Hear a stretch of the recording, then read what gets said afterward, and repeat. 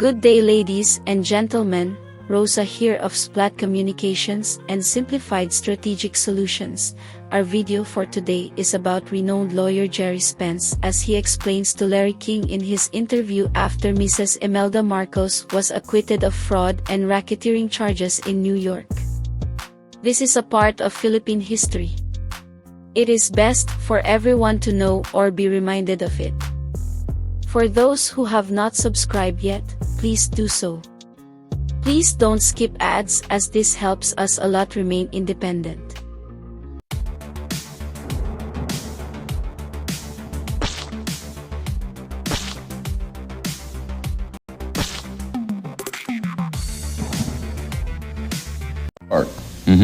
Was interested in prosecuting big names at the time. And Giuliani, according to the information that I have, and I think it's solid, promised a conviction of the Marcoses to the State Department, to the Department of Justice.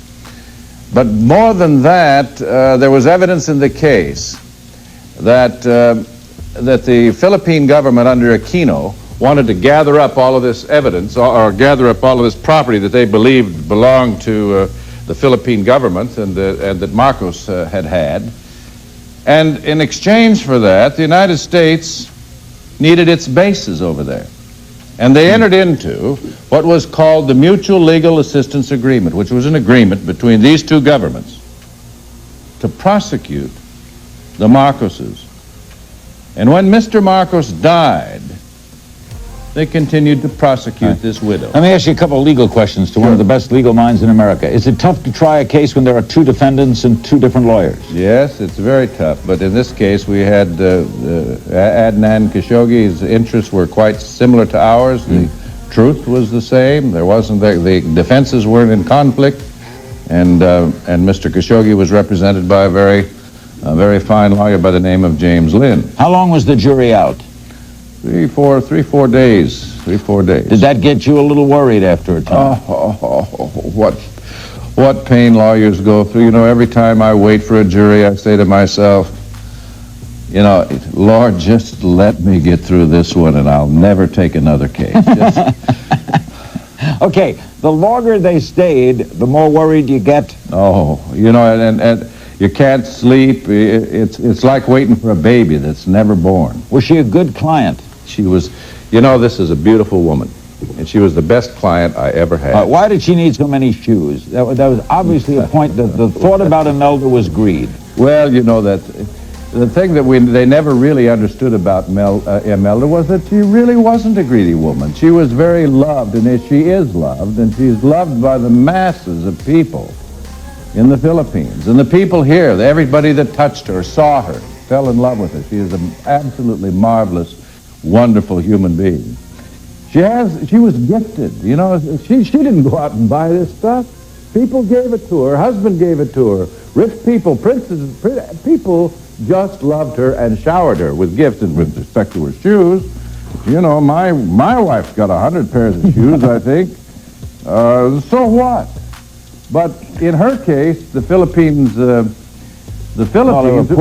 manufacture shoes, and everybody that manufactured shoes and had a new model of pair of shoes wanted to have her have those shoes and wanted her to wear them. And if you'd go back and check her closet out, you'd find that most of them don't even fit her. We'll be right back with Gerry Spence. He hung up another win. He's one of the most successful lawyers in this country. How good is he? The late Edward Bennett Williams, the greatest legal mind I ever knew. When I asked him once, who would you want to defend you if you were in trouble? He said, Gerry Spence. We'll be right back. Processed, you know, there's just way too much money involved in the whole thing. I think just bothers most people, and it just to defend someone, I guess she has a right to defense, but I just think it's a sad statement on the affairs of the country. What about the jury, sir? Aren't you impressed that the jury acquitted? I mean, what can you say? You know, you're faced with a swift-talking, slick man who knows his business, how to defend people. But, you know, I look at someone like Marcos, and I just feel repelled, you know. Okay, how do you deal with that feeling, Gerry, which a lot of people have? Repelled by a country that's impoverished with leaders who appear impoverished, if there is such a word. Leaders who appear to have it all. She may be popular, but America at large does not love her. You'd agree with that? Well, America as a whole doesn't really know her. And this man doesn't know her. What he knows, he never met her, never talked to her, never looked into her eyes, never listened to her, doesn't know how she feels, knows nothing about her. All he knows is what he's read. And, you know, when I heard about the case, that's what I knew. That's the first, my first response was just like his. And I didn't take this case until I met the woman, talked to her, understood her, listened to her, and began to try to understand who she was as a human being. And that's what a jury did in this case. They listened to the evidence, not what the newspaper said, because in this case the newspapers had indeed convicted her. And this, as you can see, the great majority of Americans obviously believe that this woman is a bad woman. I happen to know who she is, and she's a very marvelous woman. Overland Park, Kansas. Hello. Yes. Hi, Mr. Spence. How do you do? Congratulations on a great defense. And as far as the other caller, you know, if you have to break the law to enforce it, you know, there's something wrong with our government process. But my question was, if you could elaborate a little more on the Bush-CIA connection to the Marcoses that you mentioned in your opening arguments. Be happy to.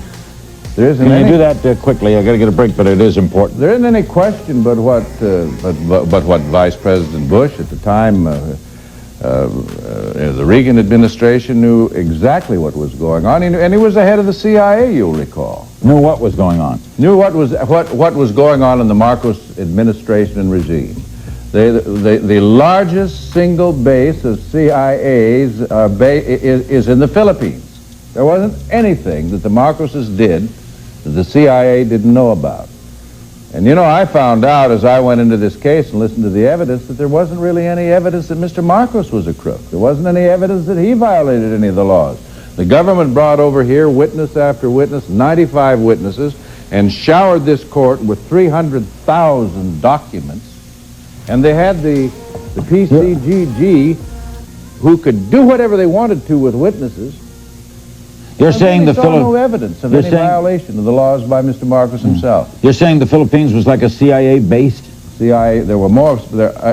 I'm told there are more CIA people in the Philippines than there are in any other, there were at that time, and than any other place in the world. What can you say? History lesson. It is evident that there was clear intent for the Philippine government then, headed by Cory Aquino, to ensure that Ferdinand and Imelda Marcos would be convicted in the fraud and racketeering charges filed against them by the Philippine government representatives in New York as they horse-traded the promised conviction with the tenure of the U.S. bases in the Philippines. But the Philippine government failed miserably to convince the 12-member grand jury of the charges even after flying in 95 witnesses from the Philippines and presenting an over 300,000 pages of documents which were entered as evidence. We have reached the end of this video. Kindly give it a thumbs up and share. Your thoughts are always welcome in the comments portion. In behalf of my partner Wina and the entire Splat Communications and Simplified Strategic Solutions team, thank you. Till next time. Stay safe. Rosa out. Bye.